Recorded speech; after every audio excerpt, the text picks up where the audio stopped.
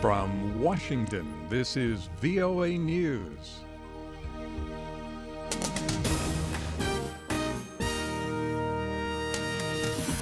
I'm David DeForest reporting. U.S. President Barack Obama says climate change is an economic and security imperative that must be tackled now.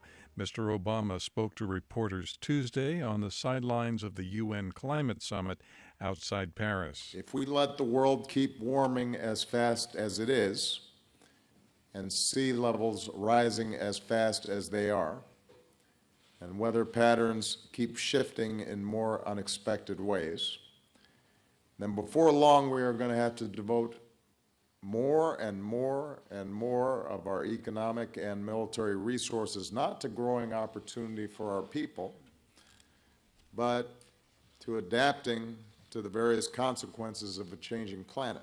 World leaders are trying to agree on measures they hope will keep global temperatures from rising more than 2 degrees Celsius above pre-industrial revolution levels.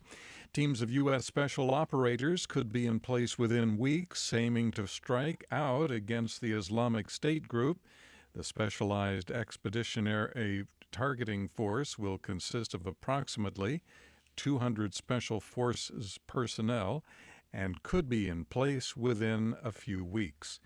U.S. Defense Secretary Ash Carter announced the deployment Tuesday in testimony before the House Armed Services Committee. These special operators will over time be able to conduct raids, free hostages, gather intelligence, and capture ISIL leaders. Carter said the force would work with both Iraqi and Kurdish Peshmerga forces in Iraq and be capable of unilateral action in Syria.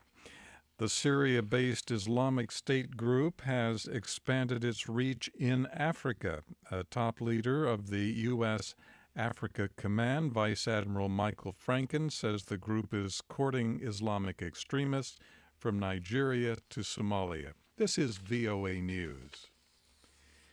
NATO says it will keep about 12,000 troops in Afghanistan for an extra year in 2016 to prevent the country from again becoming a safe haven for terrorists. NATO Secretary General Jens Stoltenberg said Tuesday the alliance will pledge approximately 12,000 troops as part of its resolute support mission in the region. He said that figure is in line with the current NATO troop strength in Afghanistan. So we are in Afghanistan, of course, to support the Afghans, but we are also in Afghanistan to support ourselves. Because if Afghanistan becomes a safe haven for international terrorists, that will also be a threat to us. Stoltenberg announced the pledge after alliance foreign ministers endorsed the decision. Nusra Front fighters released a group of 16 Lebanese soldiers Tuesday. It was part of an exchange brokered by Qatar. The soldiers were captured during an attack on a Lebanese town near the Syria border. The medical charity Doctors Without Borders has condemned the repeated barrel bombing of a hospital in a rebel-held part of the Syrian province of Homs. The organization said the bombings have killed 7 people and wounded 47. NATO foreign ministers are looking at ways to beef up security along Turkey's border.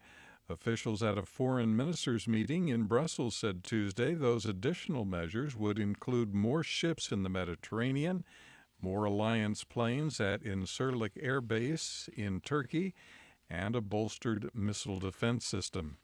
An explosion near a commuter rail station in Istanbul, Turkey, Tuesday wounded at least 5 people and brought the transportation system to a halt. A local official in Istanbul said the explosion near the Bayrampaşa station was caused by a pipe bomb. The anti-corruption group Transparency International estimates that 75 million Africans paid a bribe in the past year. The figure is included in a report that says most Africans believe corruption is getting worse.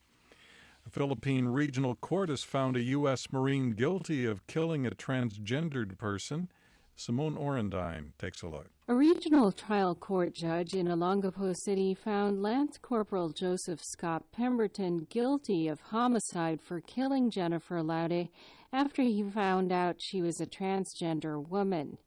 Judge Rolene Hines Havalde sentenced Pemberton to 6 to 12 years in prison with credit for his confinement and ordered him to pay close to $100,000 in damages to the Laude family.